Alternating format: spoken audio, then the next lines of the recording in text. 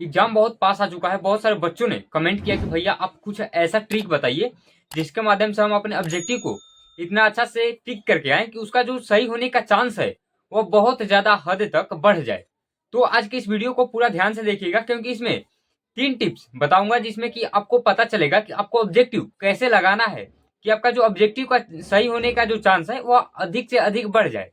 ठीक है। और लास्ट में एक ऐसा भी टिप्स बताऊंगा जिसमें कि आपको लगेगा कि नहीं, ये जो टिप्स है, जो लास्ट वाला टिप्स है वो बहुत ज्यादा महत्वपूर्ण है हमारे एग्जाम के लिए, और उसमें जो सही होने का चांसेस है वह 95% तक आपका बढ़ जाएगा। ठीक है। चलिए स्टार्ट करते हैं अपने आज के इस क्लास को। तो सबसे पहले यहाँ पे देख लीजिए, मैंने लिखा है कि प्रश्नों के प्रकार, मतलब कि आपके सामने कैसे कैसे प्रश्न आते हैं उनको पहले देख लेते हैं। तो सबसे नंबर 1 पे है कि वैसा प्रश्न आता है जो कि आपको याद रहता है कि इसको कैसे बनाना है, इसका आंसर क्या होगा। ठीक है। और सेकंड नंबर में है कि जो आपको नहीं आता, मतलब कि कुछ ऐसे भी प्रश्न आते हैं जो कि आपको याद नहीं रहता, जो कि आपसे बन नहीं पाता। ठीक है। इन सबके ऊपर बात करेंगे कि जो आता है उसको टिक करना है, जो नहीं आता है उसको कैसे करना है, या फिर जिसपे डाउट होता है। यहाँ पे तीसरा में है कि जिसमें कंफ्यूजन रहता है, मतलब जिसपे डाउट रहता है किसका ये मतलब ए नंबर होगा, बी नंबर होगा या फिर सी नंबर, ऐसे आपको डाउट रहता होगा। तो इन सबके ऊपर हम बात करके देखेंगे कि इन सबको कैसे हल कर सकते हैं। जो आता है उसको कैसे करना है, जो नहीं आता उसको कैसे करना है, या फिर जिस प्रश्न पे हमको डाउट रहता है कि इसका ए होगा बी होगा, इन दोनों में आपको डाउट रहता है तो इसको कैसे हल करना है। ठीक है।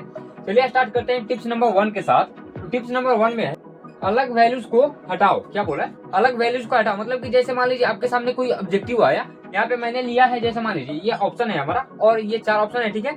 ये या तो हिस्ट्री में लागू हो सकता है या फिर मैथ में, लेकिन हाँ मैंने वैसा एग्जाम्पल नहीं लिया है जो कि आपके साइंस हो या फिर किसी और में भी लागू हो पाए। ठीक है। तो सबसे पहले यहाँ पे देख लेते हैं। सबसे पहले क्या करना है कि यहाँ पे बोला है कि अलग वैल्यूज को हटाना है, मतलब कि जिसका वैल्यू जो है वो अलग रहेगा। यदि आपके ऑप्शन में यदि वैल्यू अलग दिखता है तो आपको उसको अलग कर देना है। ठीक है। तो इसको कैसे करेंगे? तो ऑप्शन में है 0, 28, 18 और 25। ठीक है। इसमें कौन सा सेम दिख रहा है, सेम कौन सा दिख रहा है? तो यहाँ पे देखिए सबसे पहले 0 हट जाएगा, उसके बाद देखिए ये जो 18 है ये भी हट जाएगा। सेम ये है 25 है, ये 25 और ये 28 है। ठीक है। तो मतलब इन दोनों में से ही आपका कोई एक आंसर होगा। ठीक है। तो आपको सबसे पहले जो अलग आपको दिख रहा होगा ऑप्शन में उसको हटा देना है, ताकि जो देखिए यहाँ पे यदि हम 4 ऑप्शन की बात करें तो यदि 100% गारंटी है कि मतलब किसी ना किसी में सही होगा, तो यदि 4 से भाग देंगे तो हमारा हो जाएगा 25%। मतलब कि चांस बहुत कम है, बहुत ज्यादा कम है कि आपके प्रश्न का जो आपने आंसर दिया है वह सही ही होगा। ठीक है।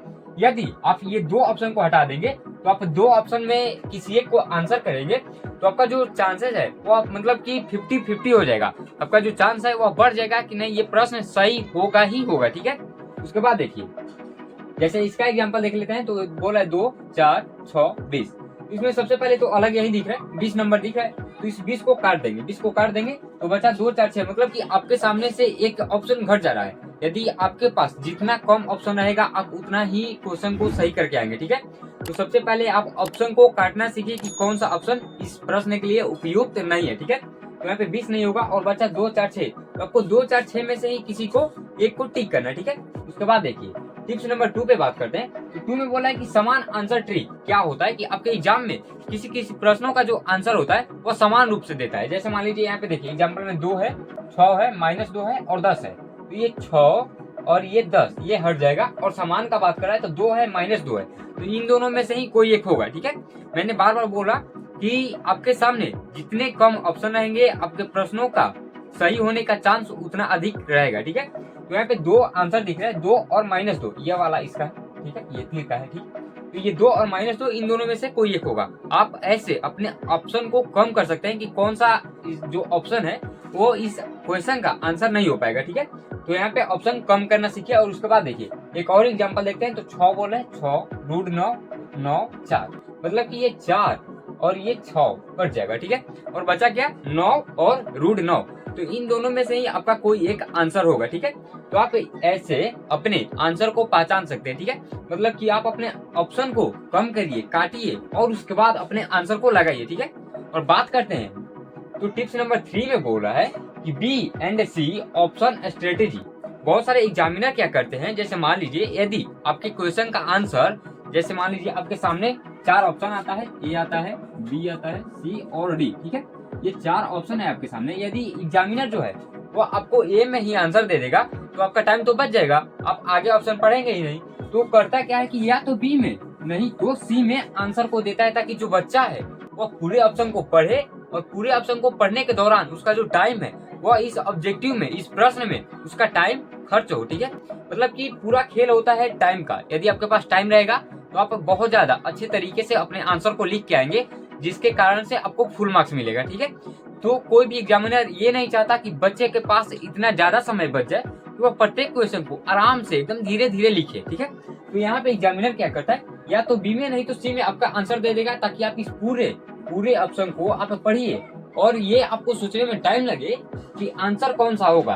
तो जैसे मान लीजिए मैंने यहाँ पे क्या बताया था कि जो क्वेश्चन आपको नहीं आता उसको क्या करना है, जो आपको नहीं आता उसमें से सबसे पहले ए और डी नंबर को हटा देना है, नंबर ए को और नंबर डी को हटा देना है कि ये तो मतलब 20% या फिर 30% चांस है कि ये हो सकता है, लेकिन 70% चांस ए बी और सी में है। ठीक है, तो ए और डी को हटा देना है और जो नहीं आता है उसमें आपको मतलब कि बी और सी में से ही किसी एक आंसर को देना है। ठीक है, और जैसा कि मैंने आपको स्टार्टिंग में बताया था कि मैं आपको कुल मतलब 3 टिप्स दूंगा, जिसमें कि मैंने आपको 3 टिप्स भी बता दिया कि कैसे क्या करना है। अब बात करते हैं मोस्ट इम्पोर्टेंट टिप्स की, जो कि मैंने आपको स्टार्टिंग में बताया था कि मैं आपको एक ऐसा टिप्स दूंगा जिससे कि आपको पता चलेगा कि आपका जो क्वेश्चन है वो 95% सही है या फिर नहीं है। ठीक है, तो सबसे पहले देखिए आपको करना क्या है कि जैसे मान लीजिए कि किसी प्रश्न में क्या आता है, जैसे मान लीजिए कोई प्रश्न पूछा और उसमें नंबर 1 में दे देगा, मान लीजिए कुछ भी दिया, 1 में दे दिया,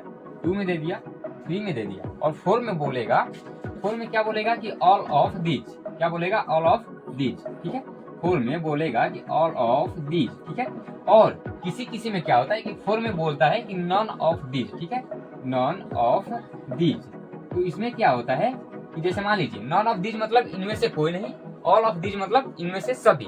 तो जो सभी वाला प्रश्न आता है, इनमें से सभी वाला प्रश्न आता है, उसका 90 से 95% तक चांस होता है कि ये आंसर सही है।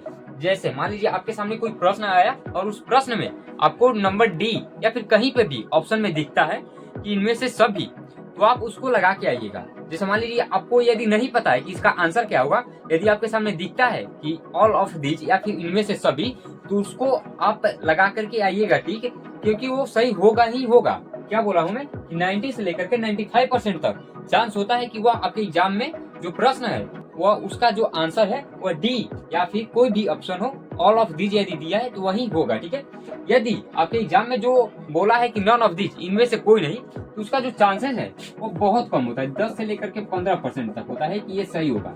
मतलब कि कोई ऑप्शन दिया, कोई क्वेश्चन दिया और उसका 4 ऑप्शन दे दिए, जैसे मान लीजिए यहाँ पे 3 ऑप्शन है और चौथा में दे देगा नॉन ऑफ दीज, तो इसमें से कोई एक ही होगा कि जो आपको आता है। ठीक है, मतलब कि नॉन ऑफ दीज देता है लड़कों को भुलवाने के लिए, ताकि जो लड़के हैं वह प्रश्नों को गलत करके आ जाए। ठीक है, तो आपको वैसा गलती नहीं करना है कि आप अपने एग्जाम में खुद से ऐसा गलती करके आ जाएं जिसके लिए आपको पूरे मतलब जब तक आप मतलब नौकरी के लिए तैयारी करेंगे या फिर किसी भी काम के लिए तैयारी करेंगे और यदि आपका जो मार्क्स है 1 नंबर कम आ जाता है तो वैसे के लिए पछताना पड़े, वैसा आपको नहीं करना है। सबसे पहले मैंने बताया कि जब ऑल ऑफ दीज या फिर इनमें से सभी दिया रहेगा तो 90 से 95% तक चांस रहता है कि उसका आंसर वही होगा, और जब नॉन ऑफ दीज या फिर इनमें से कोई नहीं रहता है तो उसका जो चांस है वो 10 से 15% रहता है कि वही आंसर होगा। तो वैसे में नॉन ऑफ दीज पे उतना ज्यादा ध्यान नहीं देना है, लेकिन हाँ किसी का हो जाता है कि इनमें से कोई नहीं, इनमें से कोई नहीं क्यों नहीं होगा ये मैं आपको रीजन बता रहा हूँ। क्योंकि जो एग्जामिनर है वह आपको पढ़ाने के लिए बोल रहा है,